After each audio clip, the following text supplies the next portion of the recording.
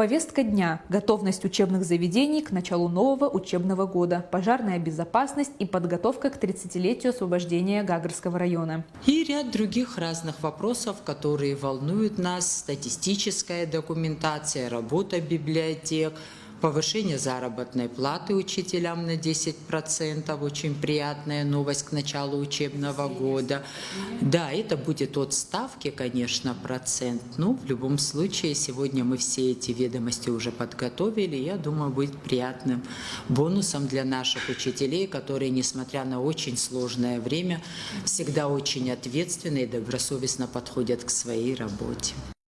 За время летних каникул силами администрации Гагарского района и меценатов в 4-й средней школе был обновлен фасад здания, заменены оконные рамы, дверные проемы и полностью заменена кровля. В Гагарской 3-й школе ведется частичная замена кровли, а крыша Пицунской 1-й школы меняется полностью. Совместно с международной организацией ЮНИСЕФ в Цандрипшской 2-й школе были отремонтированы санузлы, но их работа была невозможной из-за отсутствия очистных сооружений – септиков.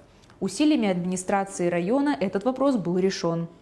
Для Бзыбской 1-й школы администрации района было выделено 200 тысяч рублей для косметического ремонта помещений первых классов. Есть и такие учебные заведения, ремонт которых только ожидается. Очень сложная ситуация в Бзыбской 2-й школе с кровлей, но мы уверены, администрация уже уведомила нас, что они включат эти работы на 2023 год. На данном этапе в школы района было подано порядка 480 заявлений на поступление в 1-й класс. Прием заявлений все еще продолжается вплоть до 5 сентября. В этом году мы столкнулись с серьезной проблемой. Не хватает мест в первые классы таких школ: Гагарская 2-я, Гагарская 4-я школа. На данном этапе и 4-я, и 2-я школа у нас уже классы первые сформированы по 3 финкласса. Мы посмотрим, сколько заявлений поступит в последние дни, и будем думать о том, чтобы открыть дополнительно 4-й класс в Гагарской 2-й школе.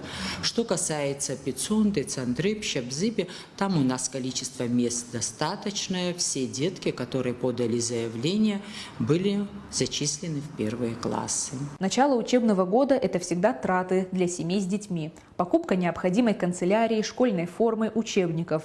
В этом году по договоренности с Министерством просвещения России Министерство просвещения и языковой политики Республики Абхазия обеспечило более 90% школ учебниками российских издательств с 1 по 7 классы. Мы привезли 25 августа все учебники, которые издаются в Республике Абхазия и соответствуют нашему учебному плану. Сегодня и завтра эти учебники будут распределены между школами, а далее между учащимися. Количество достаточное, даже выше той заявки, которую мы делали. Надеемся, что и то, что было обещано выше, будет своевременно представлено, и мы всем детям сможем раздать учебники за счет школы, государства. К середине сентября планируют доставить учебники для 10 и 11 классов, а затем для 8 и 9.